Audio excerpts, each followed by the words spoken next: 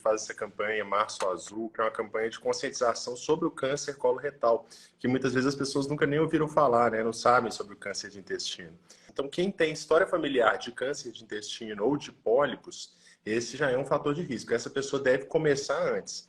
Fora isso, tem outros fatores de risco. Por exemplo, obesidade é um fator de risco. Uma dieta, essa dieta ocidental com muita gordura saturada, excesso de proteína, muitos aditivos alimentares, isso é um fator de risco. O tabagismo, a ingestão de álcool, tudo isso é fator de risco.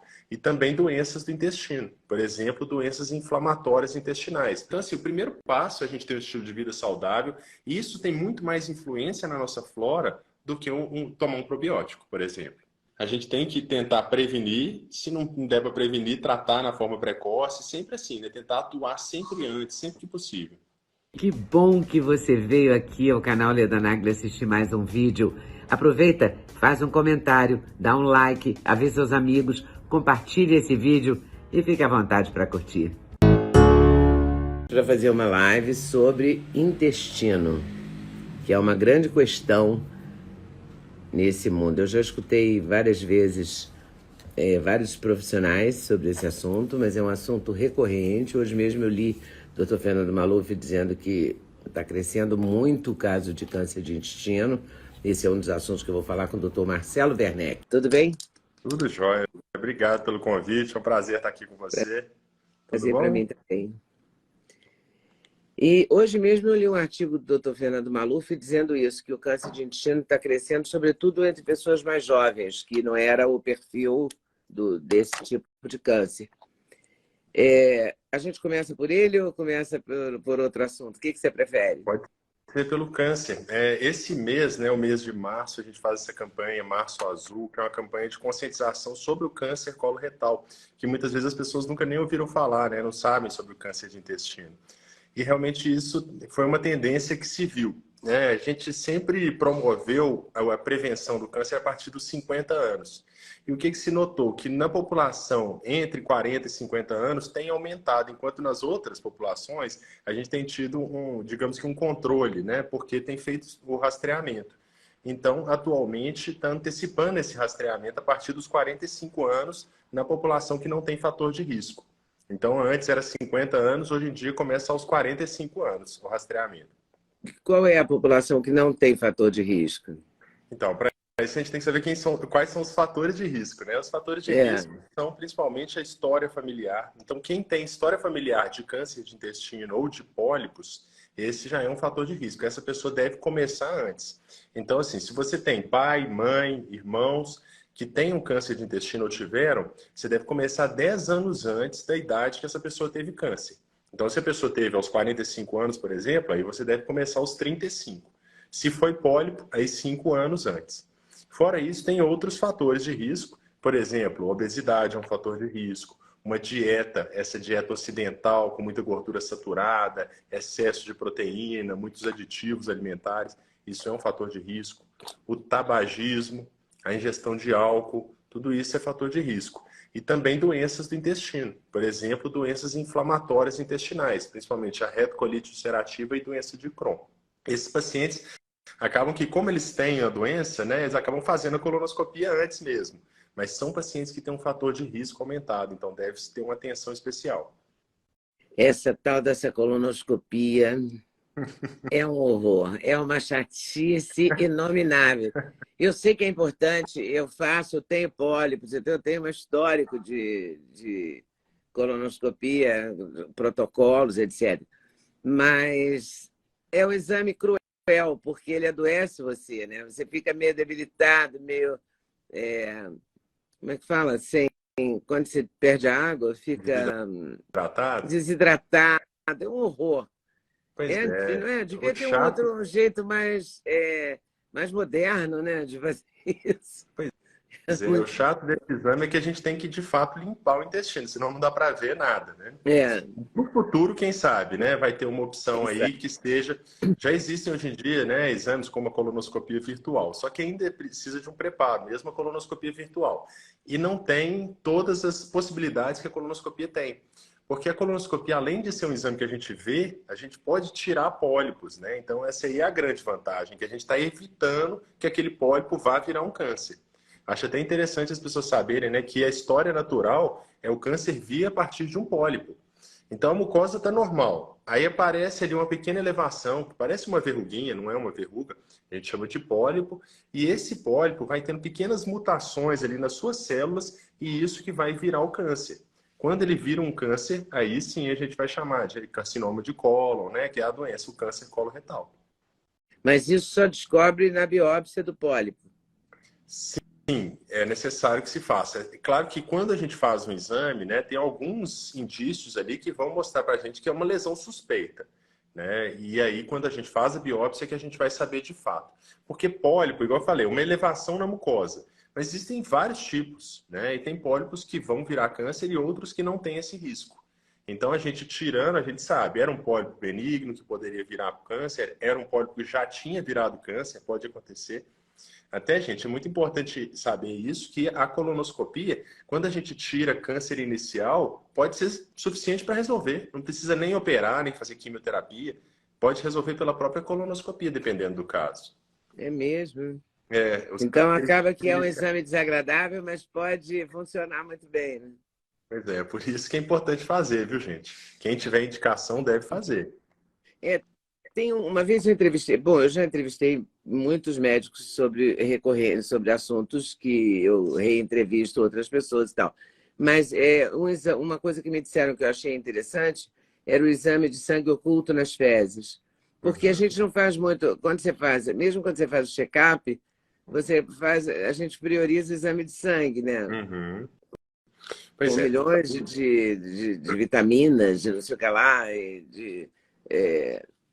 de requintes. Mas o exame de fezes e é um exame bastante simples, né? Sim. Pois é, Deve o ser exame de... barato, inclusive, né? Sim, Em sim. relação à colonoscopia que eu estou Sim, dizendo. é mais barato. O exame de sangue oculto, ele tem a mesma indicação da colonoscopia, que é um exame que deve ser feito a partir dessa idade, dos 45 anos. Quais são as vantagens e desvantagens? Né? O exame de sangue oculto ele seria um exame indireto, né? Então, assim, a gente vai detectar uma pequena quantidade de sangue que não é visível. Então, é importante que a pessoa entenda que não deve fazer esse exame se você estiver vendo sangue, viu, gente? Porque se o exame der positivo, você viu sangue, não acrescentou nada.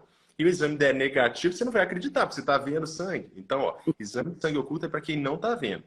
Então, ele é um exame indireto, ele vai mostrar a presença de sangue. E aí, se ele der positivo, a gente deve fazer a colonoscopia. Então, a pessoa não está livre da colonoscopia. Uhum. Ele é um exame que seria como se fosse uma triagem. Se ele der negativo, aí tem que repetir todo ano. Tá? Então, ele é um exame que não deve ser visto assim isoladamente. Se a pessoa não tem condição de fazer o exame todo ano, aí é melhor fazer logo a colonoscopia. A colonoscopia continua sendo o padrão ouro, que a gente chama, né? Que é o melhor exame para detecção de pólipos e câncer.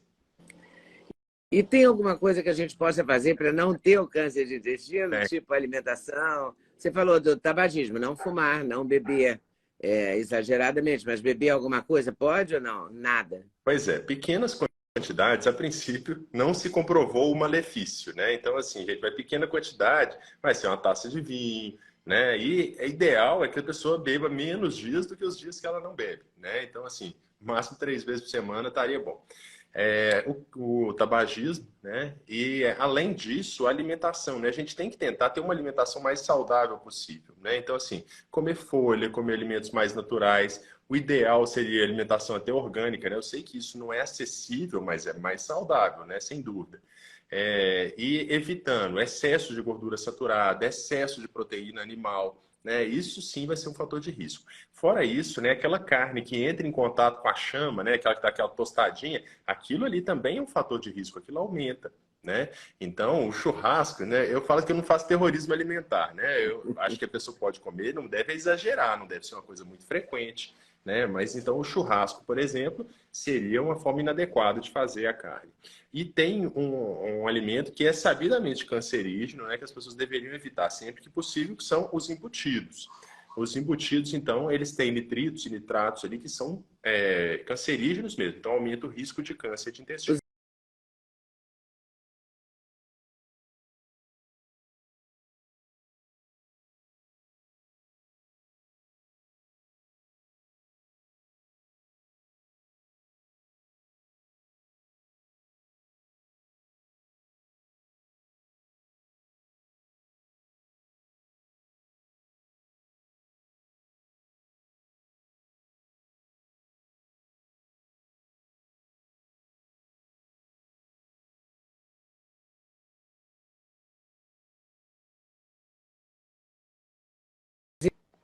embutidos, a gente está falando de peito de peru, de presunto, de linguiça, Isso mesmo. de Salame, salsicha. salsicha, tudo isso, né? Aquelas carnes conservadas. De linguiça também? A linguiça já seria até A desses aí a linguiça. melhor, né? Porque em termos assim de conservantes é muito menos, né? Aquela diferença, por exemplo, dos processados e ultraprocessados, né? Ultraprocessados fazem muito mal para a gente, né? O que é um ultraprocessado? É aquele alimento que você olha para ele, você não sabe nem do que ele é feito. Você olha O para uma peito de salsicha e fala assim, peru, como é que faz isso, né? Você o vai ver peito como de que faz, é peru, por pior do que você exemplo, não é imagina. da cor do peito de peru, né? Quando Pois é, então assim, aquele você alimento que você faz um olhou, peru falou no assim, eu não sei Natal. qual que foi a origem disso, esse é um ultraprocessado. Então É, assim, porque depois você o peru pesquisa de como que faz Natal, o a peru salsicha. que você pega, compra o peito do peru, aquela bolinha assim, e assa, ele é, sei lá, bege. E aí você compra o peito de peru, ele é rosado, né? Sim, Ele então, aquilo tem ali são alguma os coisa ali conservantes que são, esquisita. isso, são os conservantes que são adicionados, né? Então isso faz mal, já é sabidamente cancerígeno. O que mais? Comer folhas. Folha é muito bom. Sempre, então, nas duas refeições principais, digamos, né? Né? Teve um vídeo que eu falei lá no YouTube que, assim, o prato ideal, a gente deveria comer metade do prato só de salada, né? Às vezes até mais do que isso, né? Então, isso faz muito bem. A gente tem uma tendência a querer reduzir as coisas, né? Então, assim, já que salada é um fator protetor contra câncer e tal, deve ser a fibra. Então, vamos isolar a fibra e tomar um suplemento de fibra. Não é a mesma coisa, né? Então, assim, a gente comer a fibra nos alimentos mesmo, alimentos de verdade, é muito melhor para a gente, tá? Então, isso sim seria um fator protetor. E fora que vai ajudar no funcionamento intestinal, tem várias vantagens em se comer fibra, É né? tipo comer a laranja e não tomar o suco, né?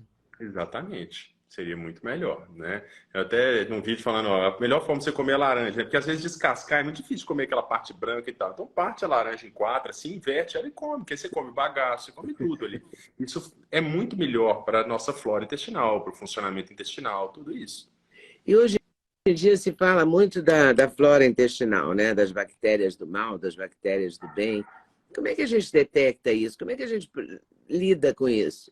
Porque a gente tem a informação, todo mundo fala nisso, mas a gente não sabe direito como é que faz, né? Na verdade, isso é uma ciência assim em descoberta. Eu diria que a gente está na infância disso aí. O exame, por exemplo, o exame de microbioma, né, que vai estudar o que é a composição da sua flora intestinal. Esse exame, o papel dele ainda é muito incerto. A gente sabe o que é um microbioma que a gente considera adequado, a gente sabe que tem que ter mais variedade, a gente sabe que tem que ter uma certa quantidade, não pode ser nem a mais nem a menos.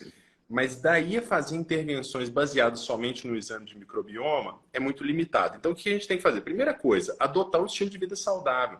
Não adianta a gente preocupar, né, com uma coisinha ali, um suplemento, um probiótico e tal, se a gente não fizer o conjunto. Né? Então, assim, o primeiro passo é a gente ter um estilo de vida saudável, e isso tem muito mais influência na nossa flora do que tomar um probiótico, por exemplo. Então, assim, tudo isso ainda está se definindo bem o papel e como se fazer intervenções que sejam eficazes, né? Em ter algum resultado para a pessoa. E não é sair tomando qualquer probiótico também, né? Pois é. Então, assim, tem situações que o probiótico vai ser até ruim, né? A gente vê, assim, teve um boom, né? Que todo Por mundo queria exemplo, probiótico, é probiótico o tempo todo. Né? Hoje em dia, o probiótico já está chegando no seu lugar, nos tipos, né, de bactérias que a gente deve usar. Né? Por exemplo, você pega numa síndrome de supercrescimento bacteriano, que a gente vai ter, muitas vezes, uma redução da variedade de bactérias, mas um excesso, né? Uma superpopulação de bactérias. E você mandando mais bactéria ali, você pode muitas vezes estar piorando um quadro de distensão, de alteração de ritmo intestinal, de dor abdominal. Tudo isso, né? Então, assim, a gente não deve usar... Assim, isso é para tudo na vida. Né? Nada deve ser feito de forma indiscriminada e exagerada. Né? Então, assim, nada vai ser receita de bolo que vai resolver para todas as situações. Cada um é diferente, então cada tratamento vai ser diferente. e essa alimentação que você propõe, uma alimentação de comida de verdade, e de folhas e menos proteína animal, não sei, porque hoje em dia a gente também tem um lado dos nutricionistas e tal que defende que você não comer glúten, farinhas de nenhuma espécie, reduzir esse consumo dos carboidratos a quase zero, quer dizer, deixar os carboidratos para os legumes, para as verduras, etc. e para as frutas, né? Seria a dieta mais saudável. Ela vale também para quem tem diverticulite, ou para quem tem. Quem vai ter. Como é que é? Diverticulose, né? Que chama. Pois é, então assim, nenhuma dieta E vai ser adequada para diverticulite todo é mundo. a inflamação do divertículo, não é isso? Isso, exatamente. Então, assim, nenhuma dieta vai ser adequada para todo mundo, né? Não adianta a gente falar isso é saudável, né? Eu acho assim que a gente tem que ver as coisas que tem pontos positivos e pontos negativos, né? A gente não pode demonizar os alimentos nem falar que o alimento é um santo, né? Eu lembro de uma aula que eu fui e falar assim, daqui a pouco vai ser assim, tapioca de manhã, de tarde, de noite, limão de manhã, de tarde, de noite, entendeu? E não vai ser saudável.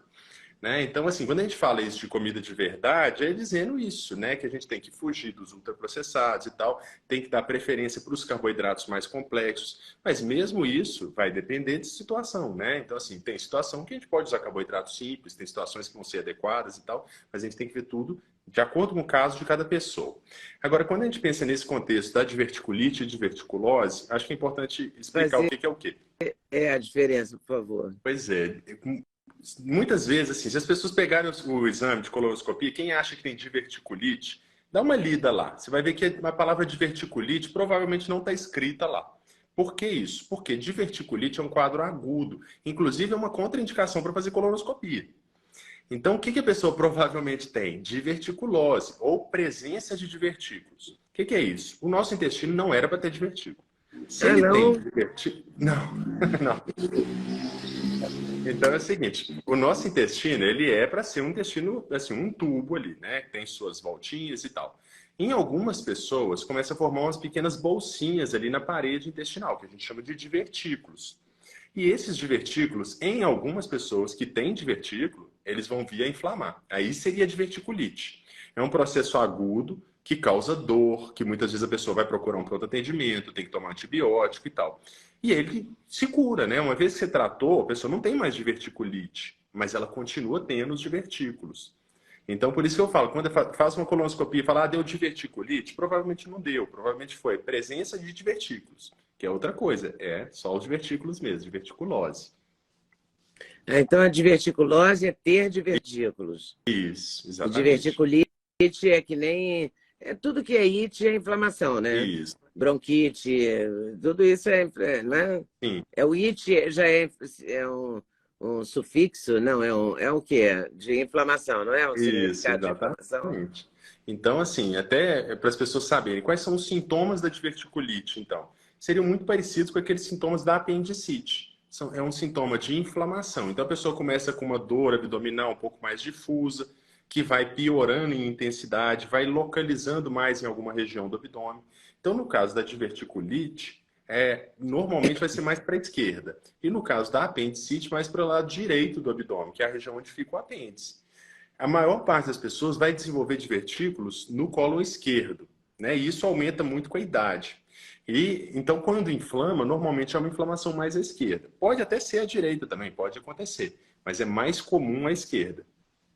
E quando eu vejo que a sua especialidade é coloproctologista, o que isso quer dizer exatamente? Pois é, esse é um trava-língua, né? Eu falo que quem escolheu o nome da especialidade não pensou nisso, né? Não pensou em divulgar a especialidade, né? É um nome muito difícil. Tanto que a maior parte das pessoas conhece como proctologista, né? Que é a mesma coisa. Coloproctologista, proctologista é a mesma coisa. É uma especialidade cirúrgica que trata do intestino grosso e do reto. Mas não é só isso. Além do intestino grosso do reto, trata as doenças da região do ânus, algumas doenças do intestino delgado, cisto pilonidal, por exemplo, hidradenite supurativa, que são quadros que não estão diretamente relacionados com o intestino grosso, mas que podem estar. Então, é a especialidade médica, é uma especialidade cirúrgica, então você faz faculdade de medicina, depois residência de cirurgia geral e depois residência de coloproctologia. E aí trata as doenças. Então vai ter câncer de intestino, diverticulite, hemorroida, fístula, fissura, doença de Crohn, várias doenças mesmo que a gente acompanha. Mas Essa a gente doença tem de que focar Crohn, na saúde. a doença de Crohn é uma doença autoimune? Então, isso aí é até controverso, né? Muitas vezes vão denominar como uma doença autoimune, uma doença imunomediada. O que se sabe que o intestino ele vai estar inflamado, tem uma participação do sistema imune, sim. É uma ativação ali, uma inflamação de algumas regiões do intestino. A região mais comum de ser afetada na doença de Crohn, na verdade, é no intestino delgado, que seria o ilho terminal. Mas a doença de Crohn pode acometer qualquer região do intestino, desde a boca até o ânus. E fora isso, tem manifestações até extraintestinais, em articulações, na pele, que podem acontecer em até 50% das pessoas que têm a doença. E quando a gente fala, bom, aí o pólipo na colonoscopia tira o pólipo, aí vai para a biópsia. Aí, bom, do resultado da biópsia é que se conclui qual o tratamento, né?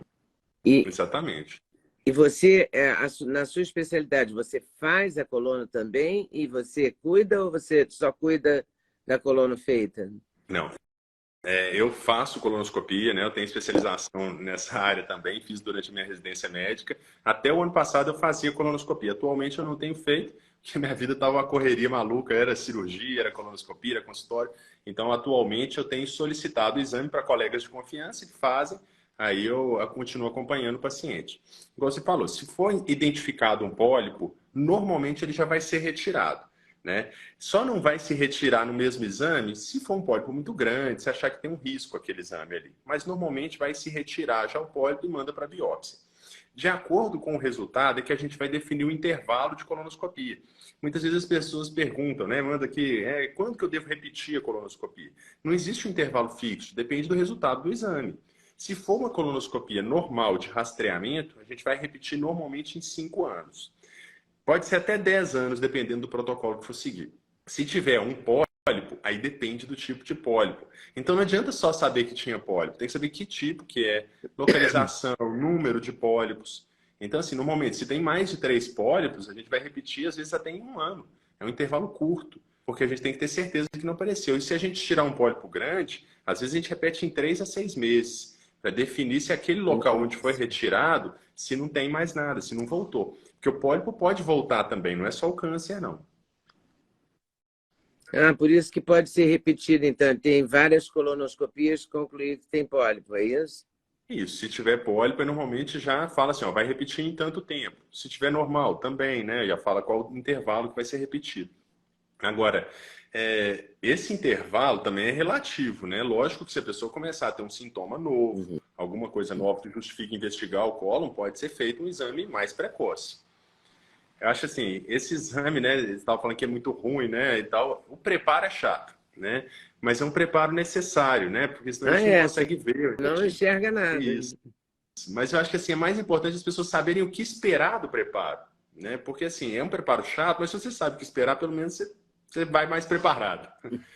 Então, assim, vai dar uma diarreia que limpa o intestino, pode dar um pouco de desidratação, por isso que a pessoa tem que tomar muito líquido, muita água de preferência, né? Para ir repondo isso aí.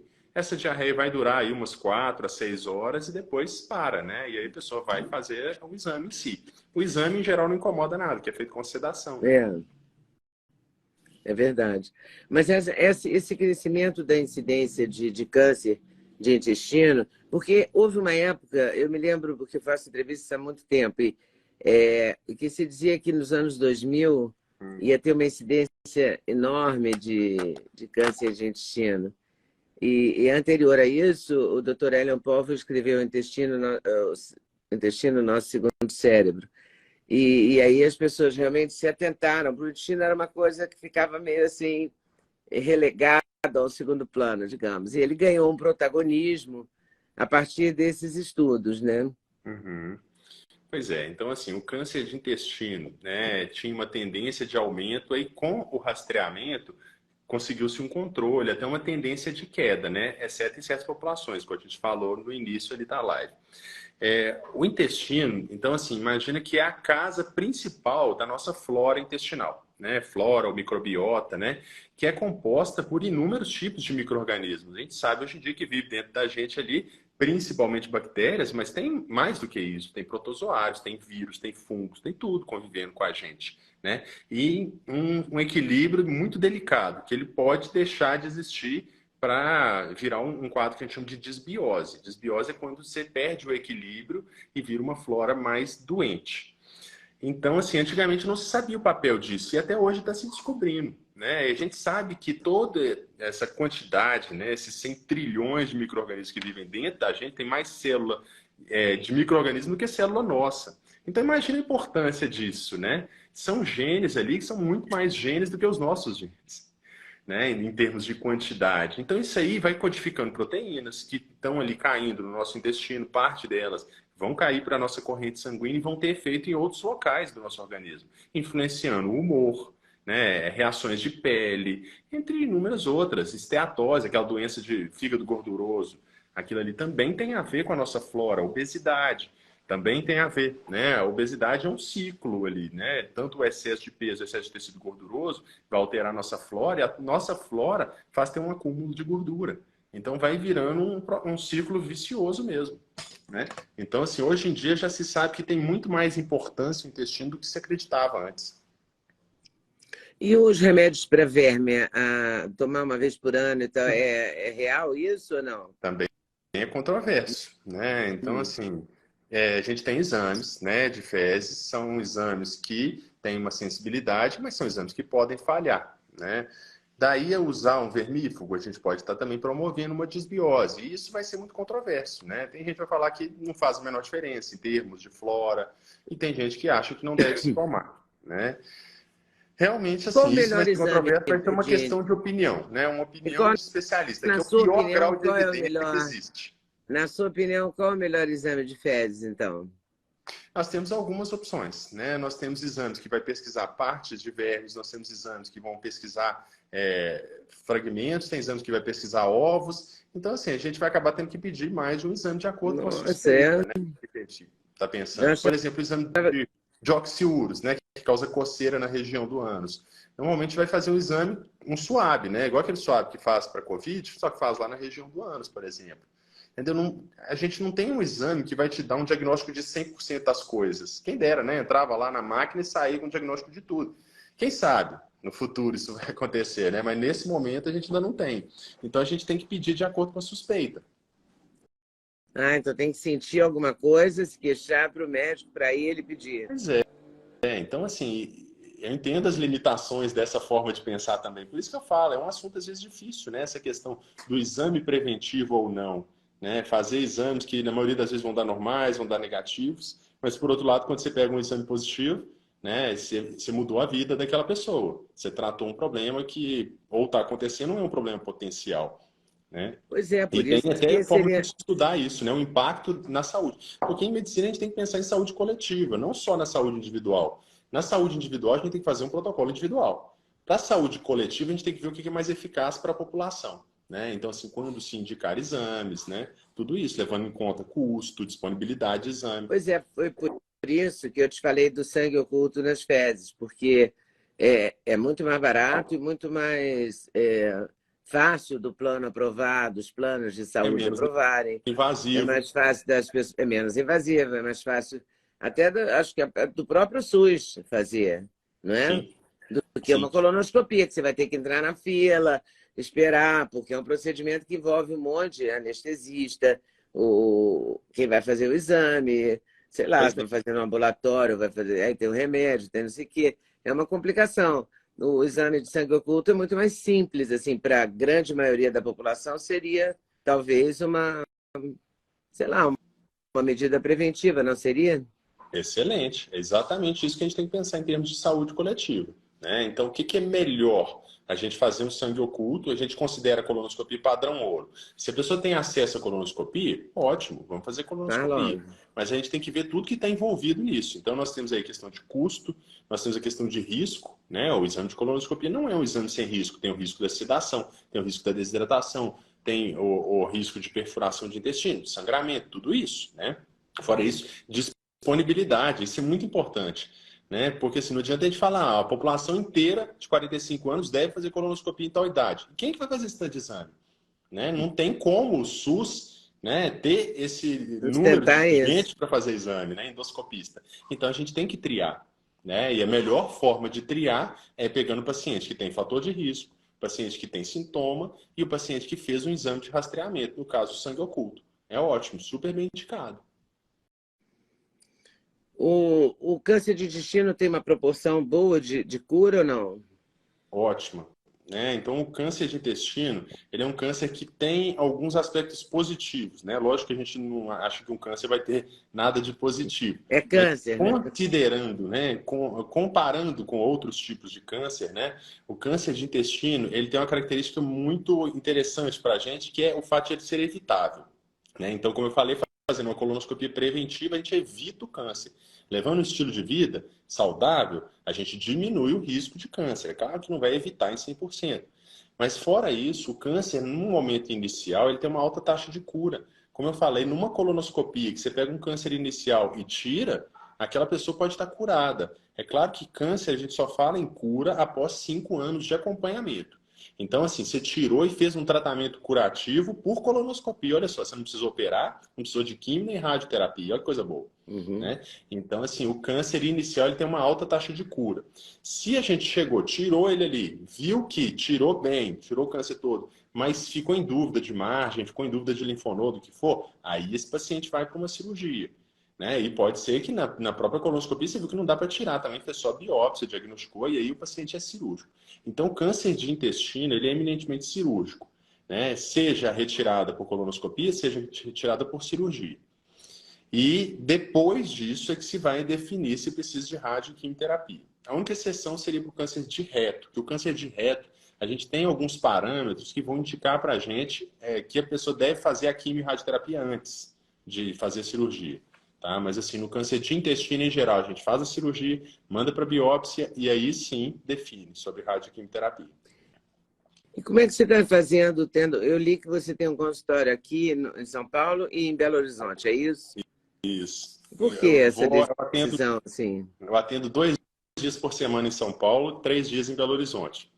Isso eu comecei na pior época possível, né? Assim que a pandemia estava começando, eu comecei a fazer isso. Peguei no aeroporto vazio até, mas assim, foi um projeto que eu comecei e que deu super certo. Hoje em dia eu vou toda semana para São Paulo, tenho meus pacientes lá, opero em São Paulo também, né? E em Belo Horizonte. E isso só é possível porque eu tenho uma equipe, né? Porque assim, não dá, se o paciente tiver uma complicação, tem que ter gente disponível para atender, né? Então assim, mas que deu super certo. Isso era um projeto seu, assim? Sim, eu comecei a Expandir? pensar nisso e isso foi lá em 2015, 16, né? E aí fui amadurecendo, fui conhecendo gente em São Paulo, né? Montei equipe, né? Principalmente com a doutora Thaís Takahashi, que opera comigo. A gente fez já várias lives aqui também, né? E tem equipe em Belo Horizonte também, né? A equipe em Belo Horizonte já é maior. E a sua expectativa em relação a câncer de intestino é boa? Quer dizer, você acha que realmente ele está evoluindo bem, os remédios para ele funcionam? Pois é, né? Então, assim, a Porque alguns quimioterapia. cânceres ganharam remédios específicos, né? Sim, isso tem mudado muito, né? Eu acho que assim, esse tipo de aprofundamento, o ideal com um oncologista, né, para tirar essas dúvidas, porque tem mudado muito, né? Mas que teve um aumento de sobrevida é uma coisa muito nítida, né? Que a gente percebe que os pacientes hoje em dia, mesmo em estágios mais avançados, têm vivido muito, né? Porque a quimioterapia melhorou demais. E a quimioterapia do câncer de intestino, ela é muito interessante, porque é diferente do que as pessoas esperam, né? As pessoas esperam que o cabelo vai cair, e não é isso, né? A quimioterapia, em geral, é muito bem tolerada. Já a radioterapia, aí depende, né? A radioterapia mais moderna também, hoje em dia melhorou demais a tolerância, né? Porque ela é muito mais específica em entregar a radioterapia no local onde tem a lesão. E a cirurgia também melhorou demais, né? Porque antigamente era a cirurgia que fazia uma incisão que ia, que a gente fala chifopúbica, né? Aqui da costela até lá no pubis. Hoje em dia não é assim, né? A cirurgia por vídeo, a cirurgia por robótica, mudou demais, né? E a recuperação mudou demais, né? Melhorou muito. Mas ainda tem seus riscos, né, gente? Eu acho que a gente tem que deixar claro. Inclusive, hoje eu gravei um vídeo sobre colectomia, porque me perguntaram no canal, perguntando assim, como que é o pós-operatório, o que esperar, né? E é diferente, de acordo com a técnica. É uma cirurgia que melhorou muito, mas ainda tem seus riscos, como toda cirurgia. É uma cirurgia, né? Uhum. Exatamente. Tá certo. Bom, o ideal é não ter, né? Exatamente. Então, gente, para não ter, né, estilo de vida, né? Então, ó, fator de proteção, tá? Atividade física, comer alimentos ricos em fibra, folhas, frutas, alimentos naturais, alimentos orgânicos. evitar aqueles alimentos que eu falei, né? Então, os embutidos, a fritura, o excesso de gordura saturada, excesso de proteína animal, o churrasco, aquela carne que entra em contato com a chama, tudo isso aí aumenta risco, o tabagismo, o etilismo, né? Atividade física é fator de proteção, então deve fazer, tá, gente? Até fiz uma live com o Drauzio Varela, que a gente estava conversando sobre assim, o que é recomendável, né, de atividade física. É muito difícil as pessoas chegarem no mínimo recomendável do OMS. É difícil, eu sei que é. Mas tem que tentar. E qualquer coisa é melhor que nada, gente. Então, ó, sai do sofá, pelo amor de Deus. Comece a caminhar, movimenta de forma controlada, né? Com orientação médica, tá? Mas é muito importante, isso é um fator de proteção. E faça exame na idade certa, tá? Isso é muito importante, porque se você quer evitar de precisar da cirurgia depois, é melhor fazer a colonoscopia, é melhor fazer o sangue oculto. Então, para resumir, para fechar, quem não tem, quem tem familiar com câncer de intestino, deve fazer a Fazer partir de 10 anos antes da idade que teve câncer. Então, ó, se a pessoa teve com 35 anos, você tem que fazer a partir de 25. Se a pessoa teve com 45, faz a partir de 35. E aí, se a E se pessoa teve ninguém lá teve com... na sua família? Aí, 45 anos, tá? Agora, se alguém teve algum parente de primeiro grau depois dessa idade, então assim, já deveria começar com 45, mas alguém teve depois, aí você antecipa 5 anos, faz a partir dos 40, tá? Fora isso, quem tiver histórico na família de pólipo, né, aí deve fazer. Quem já teve Mas quem pólipo ou faz câncer, quem tem histórico de pólipo na família faz 45 anos ou 40? faz 5 anos antes. Pois é, isso aí fica um pouco controverso, tá? Quem tem só pólipo na família poderia fazer com 45 também, tá? Não tá errado fazer 45, não. Quem já teve pólipo e quem já teve câncer tem risco aumentado, tá, gente? Então, essa pessoa tem que fazer um segmento pro resto da vida, Um né? protocolo. Então, assim, isso. Então, assim, se você já teve câncer, seu oncologista, seu cirurgião, vai pedir a colonoscopia com 1 ano da cirurgia e depois vai definir daí para frente. Agora, depois que passou 5 anos, está curado, ainda assim, o ideal é que continue fazendo pelo menos de 5 em 5 anos. Né? Então, assim, a gente não vai voltar para o sangue oculto. Já fez colono, vai com colono mesmo. Vai com colono. Isso. Tá bom. E quem já teve pólipo, aí vai fazer o controle de acordo com o intervalo. Como eu falei, quem tem doença inflamatória intestinal tem um risco aumentado, né? Então, essas pessoas já vão entrar num protocolo específico da doença inflamatória. Né? Por exemplo, a doença de Crohn, a retocolite ulcerativa, dependendo da forma, do grau de acometimento, com 8 anos a gente já vai começar a fazer ali, às vezes, anual ou de 2 em 2 anos.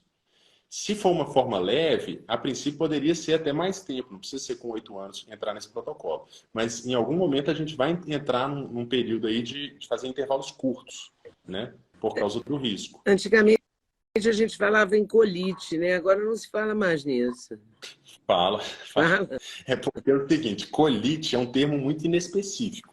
Colite significa literalmente inflamação no cólon, né? Ele não te dá um diagnóstico, ele vai te dar um achado de exame.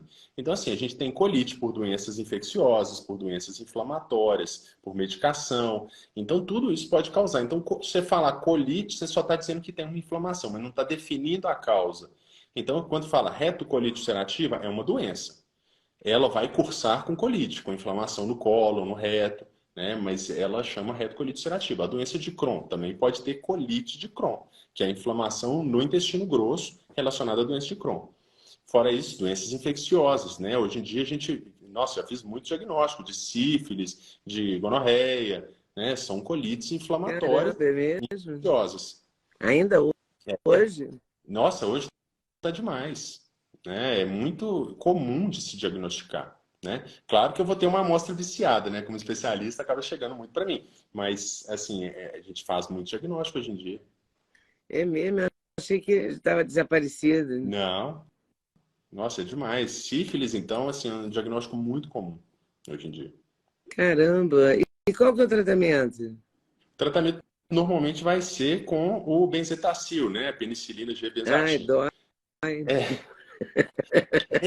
É aquela injeção dolorosa, que mas dói, pelo menos né? que você toma, e você sabe que a adesão ao tratamento vai ser alta, né? Porque tomou aquilo ali, pronto, né? Normalmente ou vai ser 1 dose ou 2 doses, dependendo da fase, 3 doses. Mas assim, tem uma alta adesão, o que é diferente de um medicamento tomado por via oral, porque esquece de tomar, para de tomar no meio, né? E aí acaba aumentando a taxa de resistência. É porque a bezetacil é uma coisa, é uma injeção que dói, né? A gente fica com essa imagem, né? Todo mundo tem essa imagem. Ela é intramuscular e acaba sendo muito dolorosa mesmo.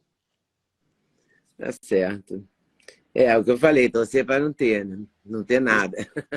Mas assim, é o risco, né, que existe. Acho que a gente tem Mas ainda bem que a coisa tem evoluído, né? Ainda bem que tem evoluído, né? Sim, a gente tem que tentar prevenir, se não der para prevenir, tratar na forma precoce, sempre assim, né? Tentar atuar sempre antes, sempre que possível. Oi, pessoal, tudo bem? Passei aqui para avisar que o meu sexteto de suplementos, os queridinhos da Leda, já tem um link especial. Então você compra direto, numa tacada só, o sexteto. Ah, sim, você pode acrescentar colágeno, você pode acrescentar melatonina, tudo depende da sua escolha. Mas dormir bem é o melhor negócio, pode acreditar em mim. Vale conferir com certeza. Vai lá no link.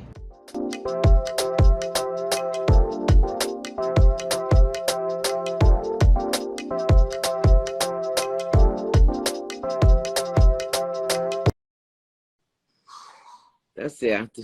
E você faz vídeos, o seu canal é Proctologia sem tabu, não é isso? O canal tem o meu nome mesmo, Dr. Marcelo Werneck.